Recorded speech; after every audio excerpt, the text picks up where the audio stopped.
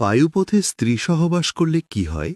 এটি একেবারেই হারাম ও কঠিনভাবে নিষিদ্ধ। এমনকি আল্লাহ পাক ওই বান্দার দিকে ফিরেও তাকাবেন না। স্ত্রীর স্তন মুখে নেওয়া যাবে কি? হ্যাঁ, যাবে, তবে দুধ পান করা যাবে না।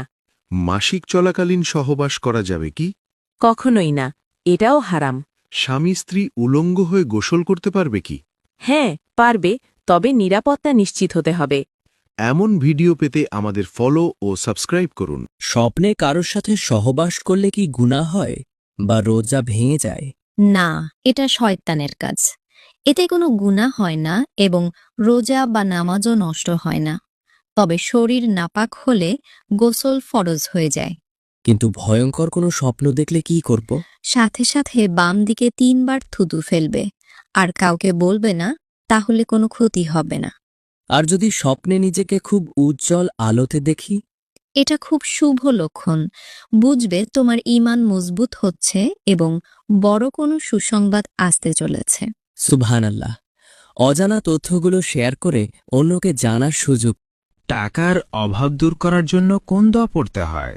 ইয়া বা সিতু 11 বার পরে হাতের তালুতে ফু দিয়ে মুখমণ্ডলে বুলিয়ে দিন। ব্যবসায় বরকত পাবার জন্য কোন দোয়া পড়তে হয়? ইয়া ফাত্তাহু নিয়মিত 70 বার পড়ুন। হঠাৎ অর্থকষ্টে পড়লে কোন দোয়া পড়তে হয়? আল্লাহুম্মা ইকফিনি বি হালালিকা আন হারামেকা নিয়মিত 11 বার পাঠ করুন। শয়তান কখন মানুষের মুখের ভিতরে প্রবেশ করে?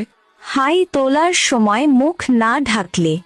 ইসলামের দৃষ্টিতে সবচেয়ে নিকৃষ্ট অহংকার কোনটি?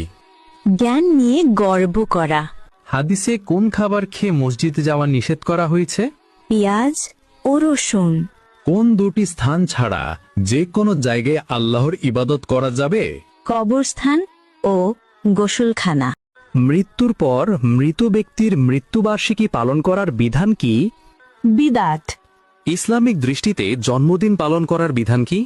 বিদাত। ইসলামে বিয়েতে গায়ে হলুদ করার বিধান কি? না জায়েজ। বিয়ের পর মেয়েদের নাকফুল পরার কথাটি কি? এটি একটি সামাজিক প্রথা ও সাজসজ্জার অংশ। আল্লাহ তাআলা শনিবার কি সৃষ্টি করেছিলেন? মাটি সৃষ্টি করেছেন।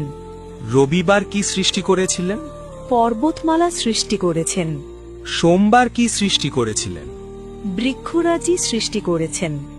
মঙ্গলবার কি সৃষ্টি করেছিলেন? বিপদ বা আপদ সৃষ্টি করেছেন। বুধবার কি সৃষ্টি করেছিলেন? আলো বা নূর সৃষ্টি করেছেন। বৃহস্পতিবার কি সৃষ্টি করেছেন? পশু পাখি সৃষ্টি করেছেন।